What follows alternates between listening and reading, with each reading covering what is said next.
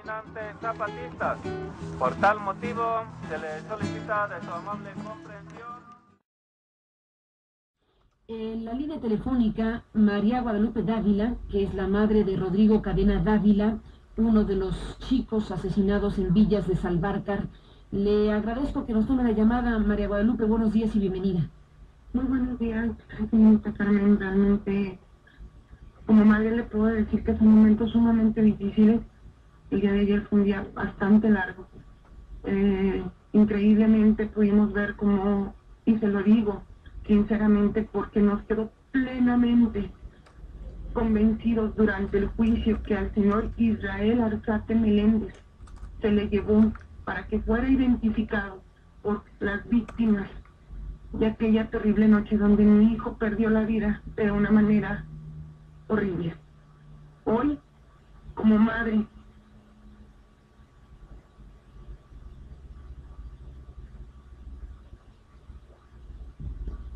Se ha cortado la comunicación con María Guadalupe Dávila. Vamos a enlazarla de nuevo y bueno, pues estamos escuchando a la madre de uno de los chicos de Villas de Salvarcar. Después de la pausa, está en la línea, perdón, no nos vamos a la pausa. Guadalupe, la escuchamos en este momento de regreso. Está usted planteando que fue un día largo y difícil para ustedes como familiares de las víctimas de Villas de Salvarcar. Continúe con su narración. así es. Le comentaba que no tenemos la menor duda de que el señor Israel Arzate Meléndez quedó plenamente identificado como asesino, pues así nos quedó a nosotros bien claro durante el juicio, que también fue bastante doloroso para nosotros, que fue identificado por las víctimas. Desafortunadamente, señorita Carmen Aristegui, los centros de derechos humanos como San Agustín Pro, Red de Mujeres Juárez, ACE, han defendido a un asesino. La ONU, que en su momento vino con el alto comisionado de las Naciones Unidas y que nos envió a la señorita María Luisa Bascur de la unidad de observación, quienes escucharon inclusive a las víctimas que estaban como testigos protegidos y que escucharon en plena voz de la situación y de la identificación plena del señor Israel Arzate Meléndez. Desafortunadamente nosotros como víctimas en este país no tenemos un centro de derechos humanos que nos venga a apoyar. Dígame una cosa, María Guadalupe, entiendo, por supuesto, lo fuerte que significa saber que la Corte ha liberado a quienes ustedes consideran parte del grupo criminal que acabó con la vida de su hijo y de los otros jóvenes. Dígame usted, ¿en dónde radica su convicción? ¿Qué elementos tiene usted para decir que él sí tuvo que ver con aquello? Fue identificado, señorita Carmen Aristegui, durante el juicio que se llevó a cabo hace aproximadamente 2 años, donde quedaron sentenciados las personas que usted hace unos minutos mencionó. En este juicio subieron al estado los testigos protegidos y lo identificaron plenamente como uno de los participantes de la masacre de Villas de Salvarcar. Asimismo, la misma Fiscalía General, a través en su momento del señor licenciado Jorge González Nicolás, quien era hasta hace un mes el fiscal general de la zona norte, y el mismo gobernador del estado, nos dijeron que no nos preocupáramos, que no había elementos para que el amparo de este señor Israel Arzate Meléndez se lo fueran a conceder. ¿En qué radica mi convicción? En los testimonios de las personas que aquella noche lo vieron. Ahí radica. Yo creo que si usted hubiera escuchado durante el juicio la forma en la que fue identificado el señor y las burlas y amenazas que en su momento hizo la madre del señor Israel Arzate durante el juicio, mismas que le hicimos saber a las autoridades una y otra vez. Eso nadie lo supo. Nosotros, ante los medios de comunicación, probablemente no levantamos la voz como debimos porque creímos en nuestras autoridades, porque eran ellos nuestros defensores. Se supone que es en quien debemos de confiar. Hoy estoy decepcionada de mis autoridades. Ojalá y alguien pudiera decirnos, señores, esto es lo que ustedes pueden hacer todavía, pero desafortunadamente el señor Israel Arzate Meléndez anoche se fue de la ciudad. Gracias a los centros de derechos humanos, a toda esa ayuda que ese señor recibió, ayuda que nosotros no recibimos. En México, señorita Aristegui, a los sentenciados que ya están a 240 años, desafortunadamente la vida de un ser humano vale 740 veces el salario mínimo. Eso es lo que vale la vida de un ser humano en nuestro país. Esas son las leyes que deben de cambiar. Dígame una cosa, Guadalupe, ¿a qué se refiere cuando habla de lo que nadie supo? ¿A qué se refiere cuando usted dice que ustedes confiaron en las autoridades y se reservaron? ¿Qué tipo de cosas, qué cosas no han contado ustedes que han vivido en este proceso tan doloroso? Me refiero a las situaciones que vivimos durante el juicio, a las amenazas que hubo. ¿Quién los amenazó y qué sucedió? La señora madre del señor Arzate durante el juicio, inclusive en algunas ocasiones tuvo que el juez que se encontraba en ese momento hacerle saber que se callara o que se retirara porque se mofaba de cuando estaba escuchando los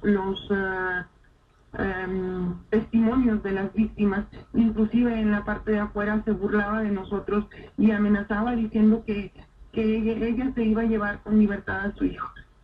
No sé, tal vez nos faltó asesoría jurídica por alguien que realmente estuviera interesado en apoyar a uno como víctima, porque realmente somos las víctimas. Ahora resulta que el señor es quien fue la víctima de tortura. Durante el juicio aparecieron las imágenes mientras lo estuvieron entrevistando y tomando su declaración, y créanmelo, señorita Carmen Aristegui, en ningún momento el señor se veía torturado. No sé en qué momento dicen que lo torturaron o cómo fue que la Comisión Nacional de Derechos Humanos vino a atestiguar eso. Vinieron a ver a las víctimas, y cuando revisaron a una de las víctimas, a uno de los jóvenes que había logrado sobrevivir con una bala que todavía tenía incrustada en la espalda, y al revisarlo solamente lo revisaron levantando la camisa. El doctor que venía de la comisión en aquel momento, de la Comisión Nacional de Derechos Humanos, y dijo, no te preocupes, eso se encapsula. Obviamente tanto mi esposo como yo le dijimos, señor, por Dios, esa es la manera como ustedes están atendiendo a las víctimas, y sin embargo fueron y dijeron y hicieron, y al señor Arzate sí lo revisaron de pies a cabeza. Entonces, como víctimas en este país no tenemos ningún derecho. María Guadalupe Dávila, desde luego me deja sin palabras por el significado profundo que tiene lo que usted está planteando. La resolución de la Corte el día de ayer se refiere, según leímos en el texto que emitió la propia Corte, se refiere a que se presentó una prueba ilícita y que esa prueba ilícita radica, aquí no veo en la comunicación la palabra tortura. Aquí se plantea por parte de los ministros de la Corte que se tomó en cuenta indebidamente una prueba ilícita y que esta prueba ilícita radica en que la confesión del quejoso, o sea de Arzate, resultó nula de pleno derecho porque se rindió ante el resguardo y custodia de los militares y no se rindió formal y materialmente ante la autoridad civil correspondiente. El hecho de que se haya declarado, que se haya dado la confesión de Arzate ante los militares y no ante los civiles es lo que la Corte encuentra como prueba ilícita y es lo que está colocando la Corte como su elemento argumentativo para resolver la libertad de Israel Arzate. Es difícil, desde luego, el panorama a partir de esa resolución. Y hacerle saber a Carmen Aristegui que ustedes recordarán y que la ciudadanía recuerde que en su momento, cuando estaban aquí los militares que empezaron a estar aquí en nuestra ciudad, se tomó, era puesto de mando el cuartel militar, o sea, era como la ciudad tuviera una extensión, porque así nos hicieron saber a la ciudadanía. Por esa razón se lo llevaron los militares, porque habilitaron el puesto de mando en la ciudad militar, vamos. Estaba tomado por el ejército, exacto, Ciudad Juárez estaba tomado por el ejército. Entonces, ¿cómo me dicen ahora que porque fue que le tomaron la declaración ante los militares y en ese momento ahí era el puesto de mando, ahí era